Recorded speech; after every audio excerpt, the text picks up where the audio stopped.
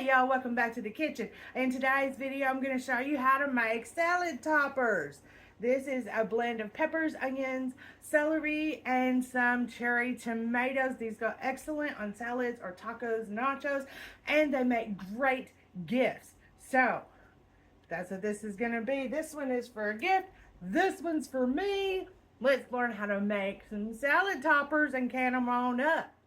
This is what you're going to need. You're going to want a good variety of sweet peppers and hot peppers. Like I've got habaneros, I've got Tabascos. I picked that one today, actually, about an hour ago.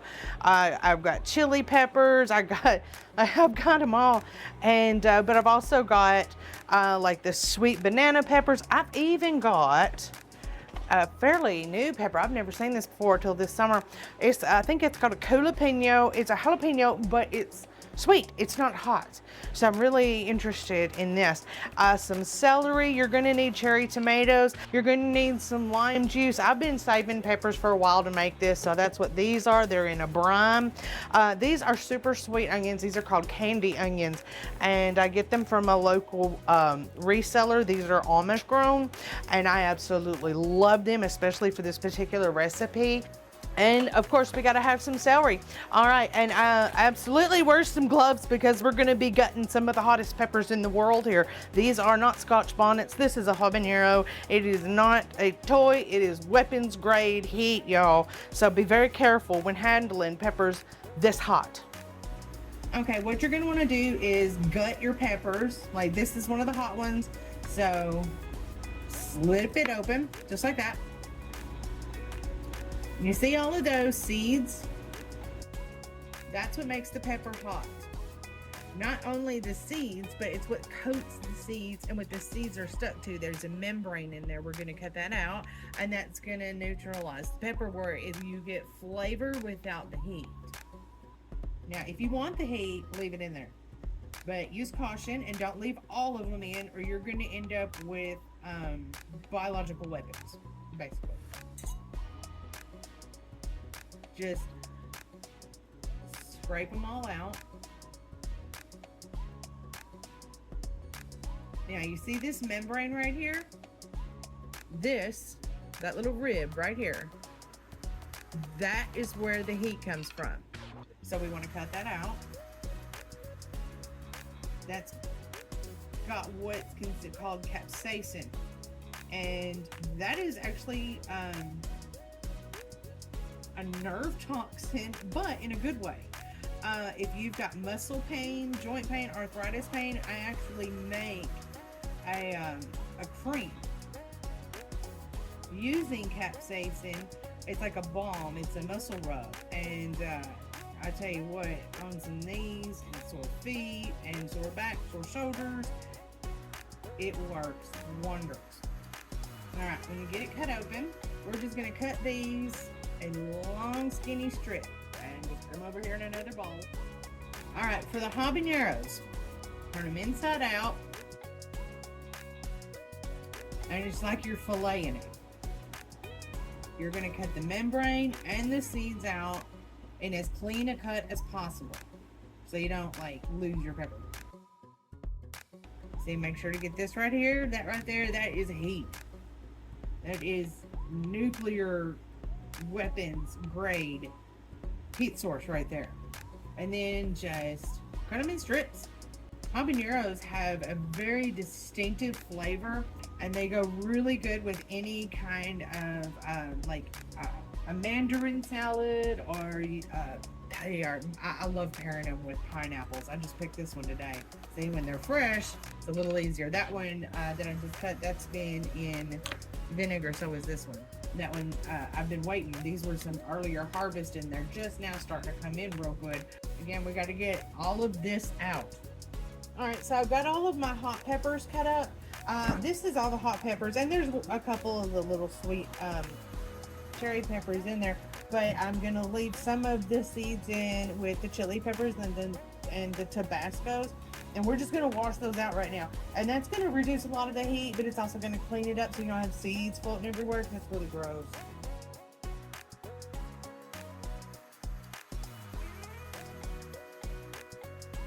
And after you do your surgery and you've removed all the membranes from the hot peppers, you can take the gloves off if you don't like wearing them.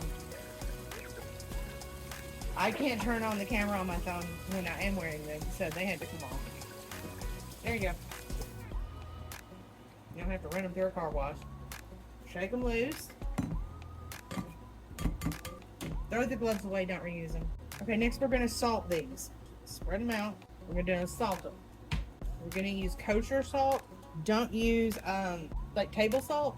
The anti-thickening, the clumping, anti-clumping stuff that's in it, and the iodine does weird stuff. For this, you're gonna use pickling salt or kosher salt. Sea salt is good. You want pure salt. Now we're gonna put some ice in that, and we're gonna soak it in an ice bath. We do that. Okay, you got your salt in there. Dump it back in the colander, and we're gonna have an ice bath. I'm gonna put ice in the bottom of this, and then set this on top of it, just like that. All right.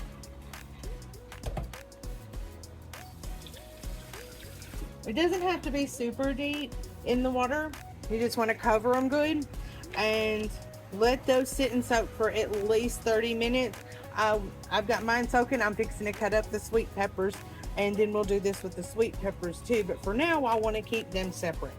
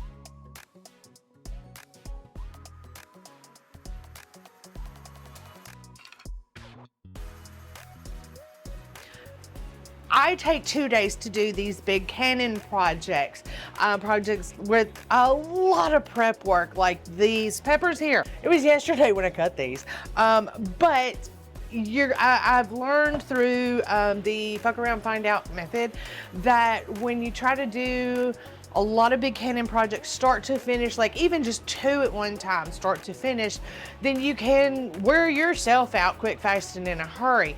So what I have found it best to do, the first day I do on my prep, and the second day is when I actually put everything together and then run it through the canner. And today is that second day, so that's what we're gonna do now is, well, I've got everything chopped up and we're gonna run it through the canner. So prepare your canner. I use a Nesco electric canner. If you want to, you can put these on the stove in a big boiling pot of water and finish them off that way. Get your lids boiling. I know people say you don't have to. I still like to. I feel like I get a better seal when the wax in the lid is good and hot. To prep my jars, my water gets super hot right out of the sink. And so I just fill the sink up with hot water and let them sit there until I'm ready to pack them. And yeah, I get good seals every time. The glass is sterilized and everything comes out like it's supposed to. Next, in a saucepan, you need a cup of lime juice, a cup of white vinegar, and 2 tablespoons of kosher salt or pickling salt.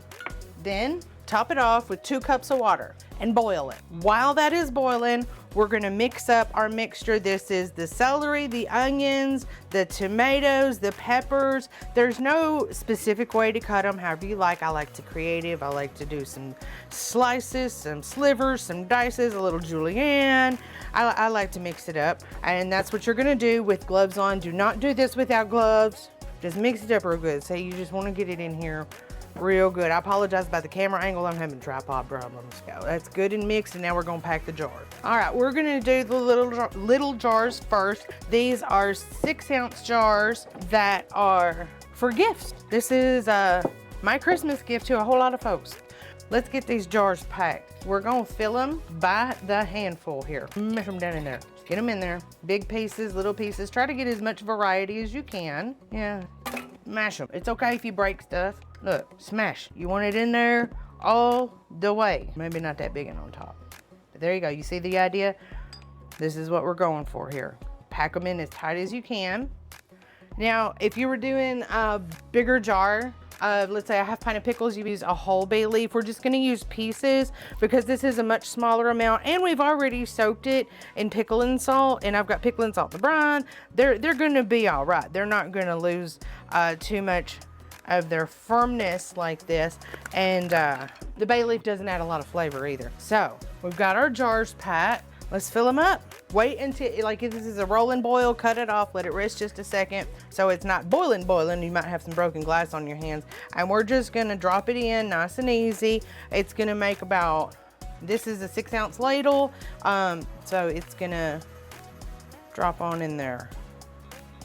Now you don't want too much. I'm gonna have to give this one a little more headspace. Number one, you need some headspace for your jars. And number two, those peppers and onions are gonna weep and they're gonna express their juice, and that'll fill it up too. And if it's too full, it can really mess with it. So just fill it to the neck of the jar. I think this one has too much. I'm gonna actually pour just a tiny bit out. Tiny bit more. Okay. So you're really only putting about 4 ounces of water in, or liquid in here. So now we lid. Absolutely invest in one of these. It's a stick with a magnet, and the lids are still in some really hot water. Like I just took this off. So I'm not putting my hand in there. Take them out, put them face down. If you have any fans in your kitchen or air conditioner, like right now my air conditioner is off, much to my own dismay. I feel like it's some sort of self-abuse to turn it off, and as hot as it is in here, but it's necessary because it cools the lids and then you won't get a good seal. All right, now that my hands are out of the peppers, which gloves? Sublimation gloves are the best in the world for putting lids on.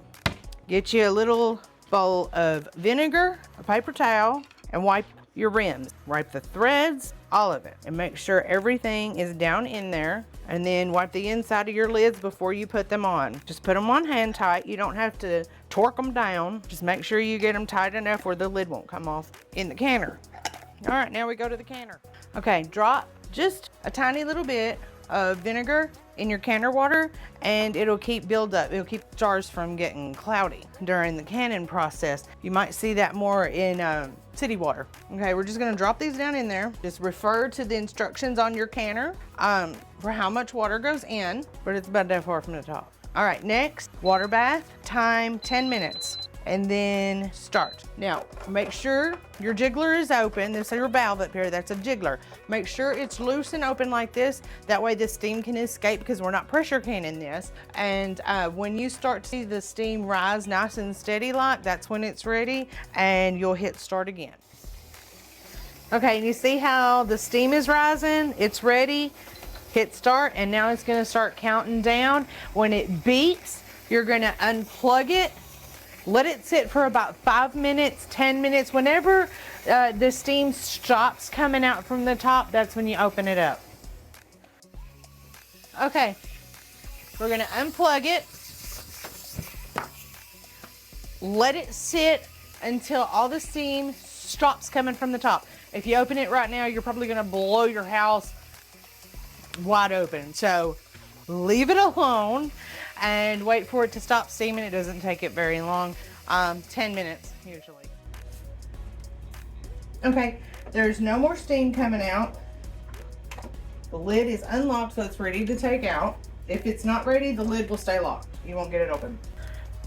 Okay, if you look down in there and you still see bubbles, then just wait until they're done. It usually just takes a couple minutes after opening the lid, and then pull them out with your canning tongs. These are going in next, and those are for me.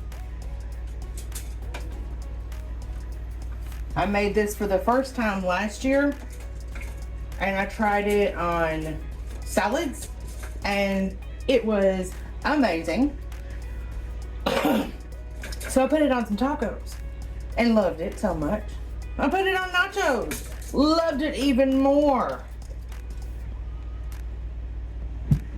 And yo, This made my omelet something worth eating when I tried it on my omelet.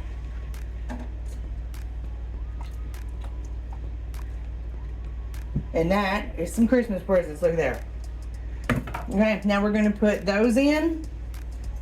These are for me, and we're still going to process these for 10 minutes.